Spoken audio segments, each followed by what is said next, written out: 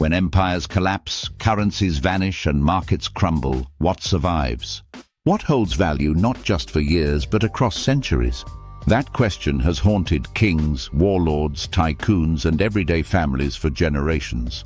It was 64 AD when Rome burned, flames devouring the capital of the ancient world. As chaos spread, citizens fled with whatever they could carry. But they didn't clutch coins of fragile paper or scrolls of debt.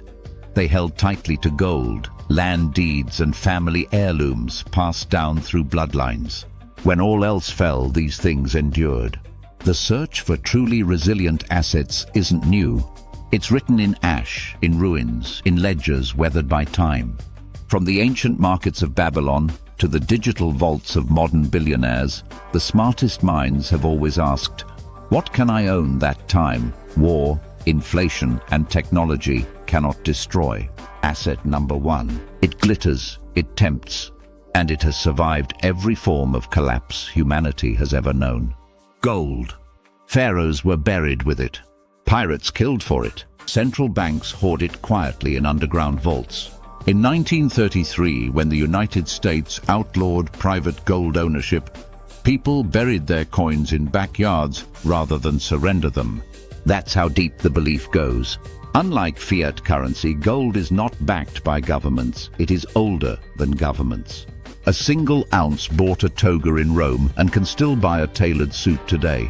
Across 5,000 years, it has never hit zero, no default. No bankruptcy, just quiet, glimmering permanence. But gold alone won't feed you. And that brings us to asset number two, a land. From feudal lords in medieval England to colonial barons in the Americas, those who owned land controlled not just wealth, but power. It's the asset that produces more assets: crops, rental income, timber, water rights. But what makes land truly resilient is its irreplaceability. They're not making more of it. When the 2008 housing bubble burst, yes, values dropped, but land itself didn't disappear. In fact, billionaires like Bill Gates and Jeff Bezos quietly became some of the largest landowners in the US during and after the crisis. Why? Because while tech booms and busts, land waits patiently, enduring storms, politics, and even revolutions. Then there's an asset many don't think about until it's too late. Knowledge. Not just data, but transferable applied skill. When paper money failed in post-WWI Germany, barbers cut hair for food. Tailors sewed clothes in exchange for bread. Today, the digital equivalent is just as powerful. Coding, investing, engineering, storytelling. Knowledge is the only asset that cannot be stolen, taxed, or inflated away. During the Cambodian genocide, entire families were executed for being educated. Why? Because tyrants know knowledge threatens control. In peaceful times, it creates prosperity. In crisis, it ensures survival. And in all ages, it multiplies everything else you own. Asset number 4 is less romantic, but possibly more potent. Equity in essential businesses. Are not flashy startups or hyped trends, but companies that provide what humans cannot live without: food, water, energy, medicine. Warren Buffett didn't become the world's most legendary investor by chasing speculation. He bought Coca-Cola, railroads, insurance, and utilities.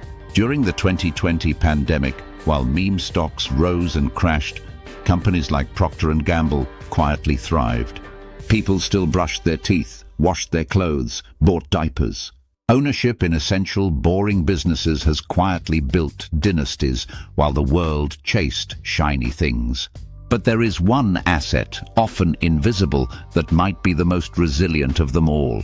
Reputation. You can't touch it. You can't store it in a vault.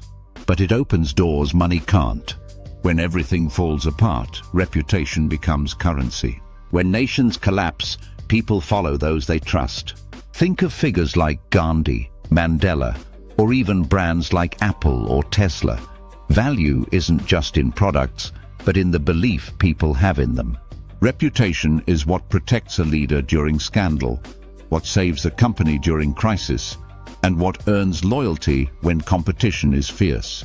It's the reason why ancient families spent generations building honor, why knights upheld codes, and why in today's digital age, a single tweet can destroy or build an empire. These 5, gold, land, knowledge, essential equity and reputation, are not just investments. They are anchors in a world that drifts between bubbles and busts. In 1971, when the US left the gold standard, Nixon called it temporary. It was not. 40 years later, paper dollars have lost 85% of their purchasing power. But gold still gleams. Land still feeds. Knowledge still earns. Equity still pays. Reputation still compels. In a world addicted to speed, what lasts is rarely what moves fast. The most resilient assets are the ones that require time, patience, and often pain to build. But once you own them, truly own them, they serve not just as wealth, but as freedom. Freedom from panic, from dependence, from the next crisis, whatever form it may take.